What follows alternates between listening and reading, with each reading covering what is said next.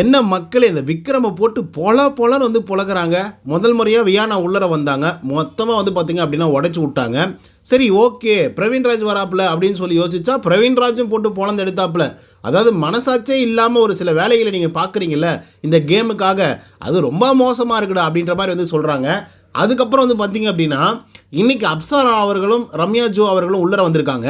So இவங்க வந்து பார்த்தீங்க அப்படின்னா கொளுத்தி போடுறாங்க, குறிப்பாக சாண்ட்ராவுக்கு எதிராகவும் விக்கல்ஸ் விக்ரமுக்கு எதிராகவும். ஸோ இது எப்படி ஆகுது அப்படின்னு பார்த்தீங்க அப்படின்னா, விக்கல்ஸ் விக்ரம் வந்து எல்லா இடத்துலையும் வந்து நியாயஸ்தனாக வந்துலாம் இல்லை, ஆனால் மற்றவங்களுக்கு மட்டும்தான் அவர் நியாயமாக வந்து சில விஷயத்தை வந்து பண்ணுவாப்புல, ஆனாலும் நியாயமெல்லாம் சொல்லுவாப்புல, ஆனால் அவர் வந்து பார்த்திங்க அப்படின்னா அதை ஃபாலோ பண்ண மாட்டார் அப்படின்ற லெவலுக்கு தான் வந்து போயிட்டுருக்கு.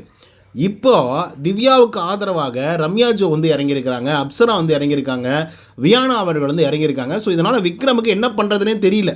முடிஞ்ச அளவுக்கு எவ்வளோ ப்ரெஷர் பண்ண முடியுமோ அவ்வளோ தூரம் ப்ரெஷர் பண்ணிகிட்டு இருக்காங்க. மேபி மனுஷன் வந்து பணப்பொட்டியை தூக்கிட்டு கிளம்பிடலாமா அப்படின்ற ஒரு முடிவுக்கே வந்து வர்ற மாதிரி தான் வந்து இருந்துகிட்ருக்கு.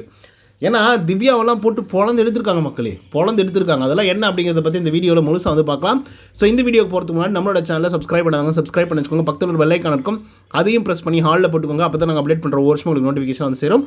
அதுதான் இந்த வீடியோக்கு குறைஞ்சபட்சம் ஒரு 500 லைக்கான எதிர்பார்க்குறோம். ஸோ லைக் போடுங்க, வீடியோ பாருங்கள். வாங்க இந்த வீடியோக்குள்ள வந்து போகலாம்.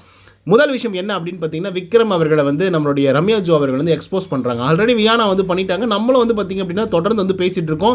ஆக்சுவலாக இவர் வந்து பார்த்திங்க அப்படின்னா ரொம்ப மைக்ரோ லெவல் வந்து பார்த்திங்கன்னா ஒரு மாதிரி மேனிப்புலேட் வந்து பண்ணிகிட்டு இருக்காப்புல ஒவ்வொரு கண்டஸ்டண்ட்டையும்.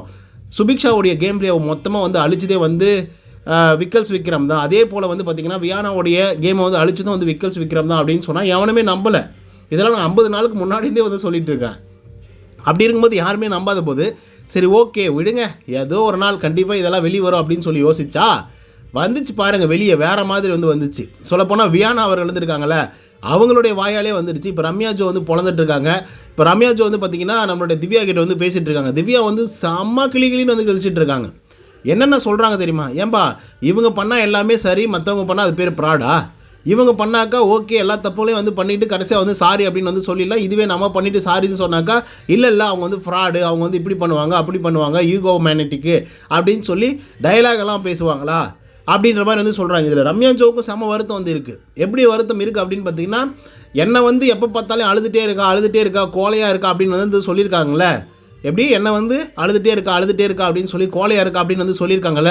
இப்போ அவர் மட்டும் என்ன பண்ணுறாப்புல, எப்போ பார்த்தாலும் ஏதோ ஒரு தப்பு பண்ணிவிட்டு அதுக்கப்புறம் வந்து அழுது கோலை மாதிரி வந்து நடிச்சிட்டு இருக்காப்புல அந்த ஆள் அப்படின்னு சொல்லி வச்சு செய்ன்னு வந்து செஞ்சிட்ருக்காங்க. அதில் திவ்யாவெல்லாம் வந்து பார்த்திங்கன்னா இன்னும் எக்ஸ்ட்ரீமாக போயிட்டாங்க. இந்த மாதிரிலாம் எந்த விதமான இதுவும் பண்ணாததுக்கு அப்புறமே வந்து பார்த்திங்கன்னா இவங்கெல்லாம் இப்படியெல்லாம் பழி போடுறாங்களே, இந்த ஆள் எப்பேற்பட்ட ஆளாக இருக்கும் அப்படின்னு சொல்லி விக்ரமை போட்டு பொலன்னு வந்து பொழந்துருக்காங்க மக்களே. மேபி இந்த வாரத்தில் கண்டிப்பாக வந்து ஒன்று அந்த ஆள் பணப்பட்டியை தூக்கிட்டு ஓடணும், இல்லைனா விட்டுருங்கடா எப்போ நான் வாக் அவுட் பண்ணிக்கிறேன் அப்படின்ற மாதிரி வந்து ஓடணும். ஸோ இதான் வந்து நடக்க போது, பார்ப்போம் என்ன நடக்குது அப்படின்னு சொல்லி. ஓகே மக்களே, விக்ரமுடைய கேம் பிளே பற்றி நீங்கள் என்ன நினைக்கிறீங்க அப்படிங்கிறத கமெண்ட்ஸ் வந்து பதிவு பண்ணுங்கள். இந்த வீடியோ பிடிச்சிருந்தா லைக் அண்ட் சப்ஸ்கிரைப் பண்ண மறந்துடாதீங்க. இன்னொரு தவணை சந்திக்கிறேன். Until then bye from Uday. நன்றி, வணக்கம்.